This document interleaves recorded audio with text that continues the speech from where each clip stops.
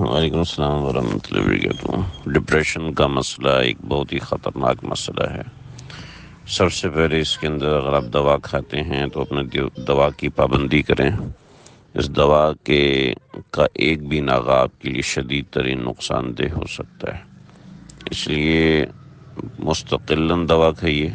اس میں آپ کا کوئی فالٹ نہیں ہے، اس میں بعض دفعہ یہ جینیٹیکلی ہوتی ہے، بعض دفعہ یہ کسی تکلیف کی وجہ سے ہوتی ہے، بعض دفعہ یہ مختلف عوارضات ہوتے ہیں۔ اس کے اندر آپ کے اپنے ہاتھ میں کیا چیز ہے یہ آپ کو دیکھنا ہوگا کہ عام طور پہ اگر خواتین کو ڈپریشن ہوتا ہے ہارمونل چینجز کی وجہ سے، تو اس میں اس کا شوہر بہت اچھا کردار ادا کر سکتا ہے۔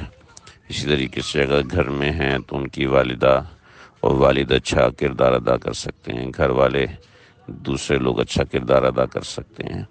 تو اس میں دیکھنا ہوگا کہ کنڈیشن کیا ہے، اور ڈپریشن کے حوالے سے اسپیسیفائڈلی کوئی صورت نہیں ہے کہ اب یہ صورت بتائیں تو ڈپریشن میں اچھی ہوگی۔ ڈپریشن کے حل کے لیے سب سے بڑی اور اہم چیز جو مجرب ترین ہے جسے ہم کہیں گے وہ ہے کہ قرآن کی تلاوت کثرت سے کی جائے اور اس کے ساتھ استغفار کثرت سے کیا جائے۔ بس یہ عمل کیا جائے اور اللہ سے رجوع رکھا جائے۔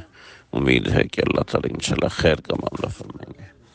دعا ہے اللہ تعالیٰ آپ کو خوش و خرم رکھے، لیکن اس کے ساتھ کوشش کریں کہ اپنے آپ کو سوشل بنائیں، دوستوں کے ساتھ، آپ کی مناسبت کے لوگوں کے ساتھ زیادہ سے زیادہ اچھا تعلق ہو۔ اپنا کہیں اصلاحی تعلق بنائیے اور اپنے احوال اور ان چیزوں کی اطلاع رکھیں۔